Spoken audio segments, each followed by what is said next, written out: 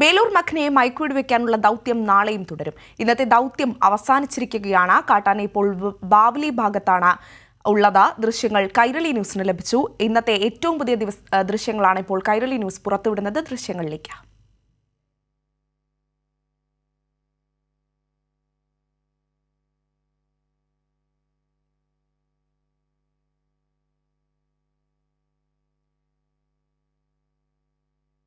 Mission Belur Makhna പുരോഗമിച്ചുകൊണ്ടിരിക്കുകയാണ്. ഇന്നത്തെ ദൗത്യം താൽക്കാലികമായി നിർത്തിവച്ചിരിക്കുകയാണ്. ഇന്ന് മയക്കുവെടി വെക്കില്ല, നാളെ രാവിലെ പുനരാരംഭിക്കുമെന്നാണ് അറിയാൻ സാധിക്കുന്നത്.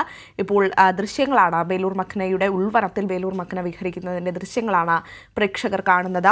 വിവരങ്ങളുമായി ഇർഫാൻ ഇബ്രാഹിം സേട്ട് ചേരുകയാണ് വയനാട് നിന്നും. ഇർഫാൻ, ഏറ്റവും പുതിയ ദൃശ്യങ്ങളാണ് കൈരളി ന്യൂസ് ഇപ്പോൾ പുറത്തുവിടുന്നത്. ഉൾവനത്തിൽ ബേലൂർ മഖ്ന വിഹരിക്കുന്നു. പക്ഷേ ഇതുവരെ പിടിതരാതെ ദൗത്യസംഘം അത്രയടുത്തെത്തിയിട്ടും പിടിതരാതെ മുന്നോട്ട് പോവുകയാണ്. എന്താണ് ഏറ്റവും പുതിയ വിവരങ്ങൾ?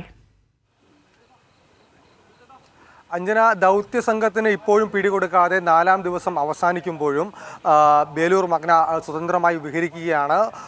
ഇപ്പോൾ ഈ ബാവലി ഭാഗത്തേക്ക് നീങ്ങുന്നു എന്നാണ് നമുക്ക് ഒടുവിൽ മനസ്സിലായ വിവരം.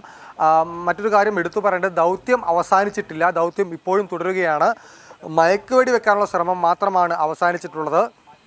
ദൗത്യം എന്ന് പറയുന്നത് 200 അംഗ സംഘം വിവിധ വിഭാഗങ്ങളായി തിരിഞ്ഞുകൊണ്ട് അതിനെ നിരീക്ഷിക്കാനും ജനവാസ മേഖലയിലേക്ക് ഇറങ്ങുന്നത് തടയാനും ഉള്ള പ്രതിരോധ പ്രവർത്തനങ്ങൾ ഉൾപ്പെടെ ചെയ്യുന്നതും ദൗത്യത്തിൻ്റെ ഭാഗം തന്നെയാണ്. അതുകൊണ്ട് തന്നെ ഇന്ന് രാത്രി ഏറെ വൈകിയും ദൗത്യം തുടരുക തന്നെയും. ദൗത്യം അവസാനിക്കുന്നില്ല.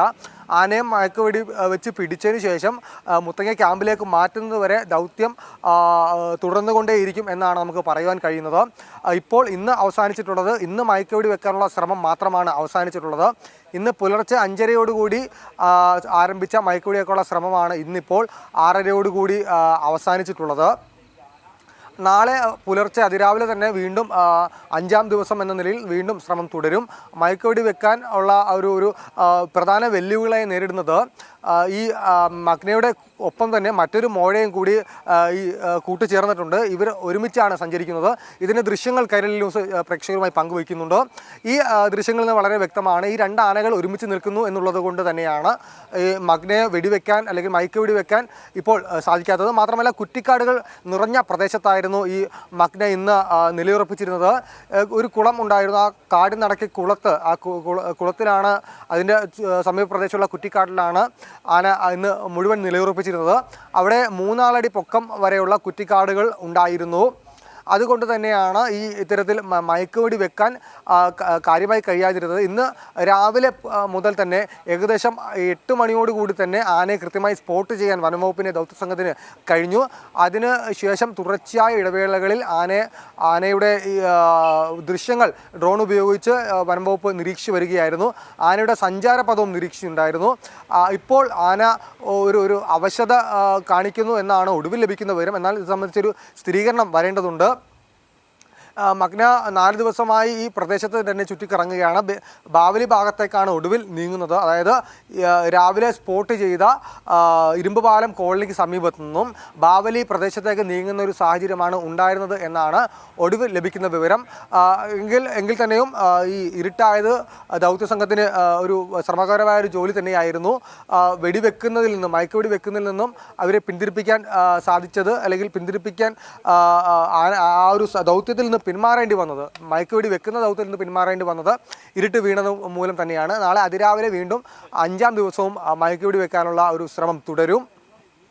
ദൗത്യം 12 സംഘങ്ങളായി ഇന്നലെയും മിനിഞ്ഞാന്നും അർദ്ധരാത്രി നിരീക്ഷിച്ചതുപോലെ തന്നെ 12 സംഘങ്ങളായി തിരിഞ്ഞ് ആനയെ ജനവാസ മേഖലയിലേക്ക് കടക്കാതിരിക്കാനുള്ള ഒരു ശ്രമം നടക്കുന്നുണ്ട്. പ്രധാന വെല്ലുവിളിയായി നിൽക്കുന്നത് ആന കർണാടക വനഭാഗത്തേക്ക് നീങ്ങുമോ എന്നുള്ളതാണ്. ഇതും വലിയ ആശങ്കാജനകം തന്നെയാണ്. വനംവകുപ്പ് ഉദ്യോഗസ്ഥർ ഇതും വലിയ ആശങ്കയോട് തന്നെയാണ് നിരീക്ഷിക്കുന്നത്. എന്നാൽ കുങ്കിയാനകൾ കോന്നി സുരേന്ദ്രൻ്റെ നേതൃത്വത്തിൽ മറ്റ് ഭരതൻ ഉൾപ്പെടെയുള്ള 4 കുങ്കിയാനകളും ഇതിൻ്റെ ഈ ഒരു നിരീക്ഷണ വലയത്തിൽ തന്നെയായിരുന്നു ഇന്ന് ഈ 2 ആനകളും ഉണ്ടായിരുന്നത്.